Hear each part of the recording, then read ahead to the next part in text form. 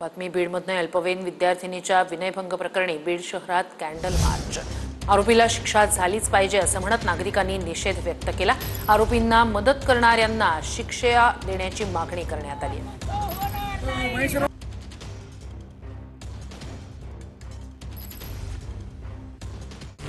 बीड शहरातील विद्यार्थिनीच्या विनयभंग प्रकरणी धनंजय मुंडे आक्रमक झाले। या प्रकरणात आमदार संदीप क्षीरसागर यांच्या फोनचा सीडीआर काढावा अशी मागणी धनंजय मुंडे यांनी केली आहे। पंकजा मुंडेंनीही या प्रकरणात कारवाईची मागणी केली आहे। क्षीरसागर किंवा बीडचा लोकप्रतिनिधी या प्रकरणापासून लांब राहूच शकत नाही हे मी जबाबदारीपूर्वक बोलतो। राहुलजी, आपण मला अनेक वर्षापासून मला ओळखता। या प्रकरणात सुद्धा यांचे स्पॉन्सरर सुद्धा यांच्या प्रत्येक कार्यक्रमाचे आता हा मेन आरोपी तिथल्या सार्वजनिक शिवजयंती महोत्सवाचा अध्यक्ष कोण? क्षीरसागर यांचा काही सहभाग आहे का?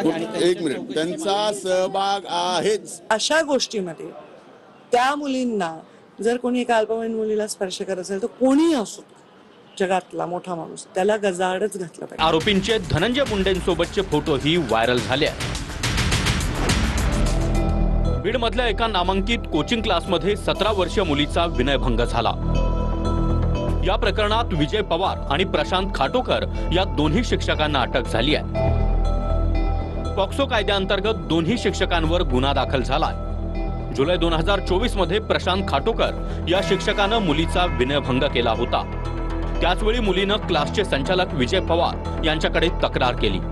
विजय पवार यांनी कारवाई करण्याऐवजी त्या मुलीसोबत अश्लील कृत्य केलं असं तक्रारीत नमूद करण्यात आलंय।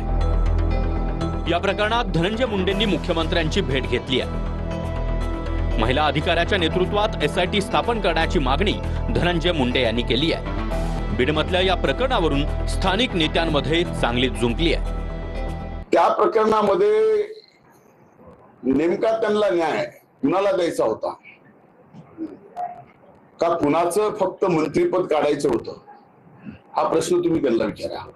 आज त्यापैकी एकही माणूस, एकही नेता एवढी मोठी घटना बीड जिल्ह्यामध्ये झालेली असताना ब्रश शब्दानं बोलत नाही, लाज नाही वाटत? पण आम्हाला लाज वाटते म्हणून आम्ही पहिल्या दिवशी बोललो। जे 4 दिवसांना बोलते त्यांनाच वाटले का नाही मला कळालं नाही। कोणी आरोपीच्या बाजूने बोललं तर तुम्ही टार्गेट करा ना। त्यांच्या बाजूने कोणी बोललंय का? नाही।